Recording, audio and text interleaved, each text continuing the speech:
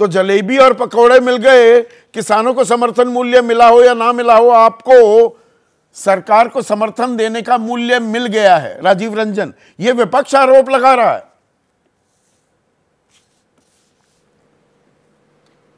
देखिए, सबसे पहली बात है कि आपने काफ़ी विस्तार के साथ सभी पहलुओं पर अपनी प्रारंभिक जो राय है वो रखी है। मैं एक बात जो कहना चाहूँगा, जो लोग लगातार सहकारी संघवाद और संघीय ढांचे का हवाला देते रहे हैं, हैरानी है कि अगर देश का जो पूर्वी हिस्सा जो लंबे समय तक उपेक्षा का शिकार रहा है और इन जो 5 राज्यों को पूर्वी भारत का हिस्सा माना गया, उनमें 4 तो अविभाजित बंगाल के अंग रहे हैं।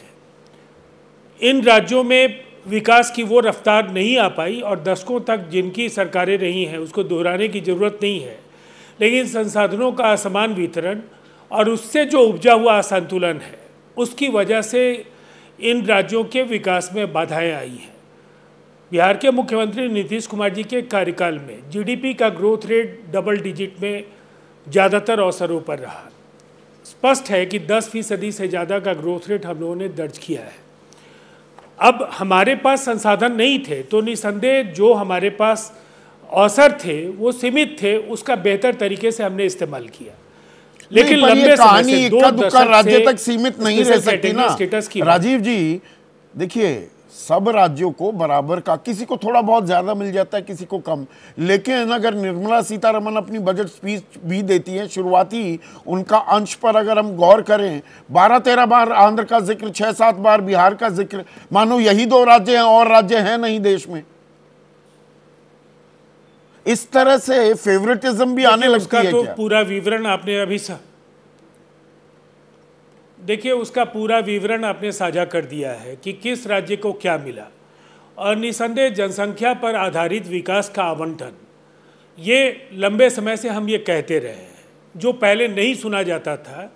बिहार आबादी की दृष्टि से भी दूसरा बड़ा राज्य है और अगर आप राज्यवार आवंटन देखेंगे तो निसंदेह बिहार दूसरे नंबर पर आबादी की दृष्टि से है, तो संसाधनों के वितरण में भी बिहार को वही स्थान मिल रहा है। अब सवाल यह है कि इतना हाय तौबा क्यों? एक तरफ केंद्र में जो विपक्ष में बैठे दल हैं, उन्हें बिहार को बहुत ज़्यादा कुछ मिल गया, आंध्र को बहुत ज़्यादा कुछ मिल गया, ऐसा दिखता है। और बिहार का जो अपोजिशन है वो कहता है कि बिहार को तो कुछ मिला ही नहीं, प्रधानमंत्री जी ने झुंझुना थमा दिया। तो पहले तो जो उनके अंदर जो एक बड़ा विरोधाभास है वो पहले इन्हें स्पष्ट करना चाहिए, या तो मिला है या नहीं मिला है।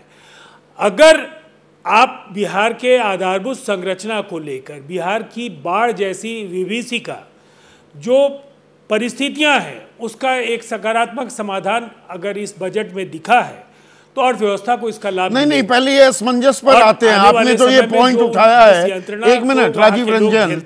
जैसे ही घड़ी का काटा दोपहर 2:30 पे आए, बबीता जी का दिल सास बहू साजिश के लिए मचल जाए। और ये है इनकी बहू, पूरे दिन ऑफिस की टेंशन हो जाए गॉन जब ये करें अपना फेवरेट शो फ्री टाइम पे ऑन।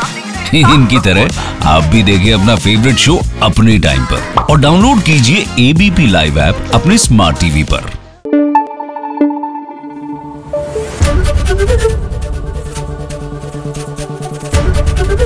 एबीपी न्यूज आपको रखे आगे।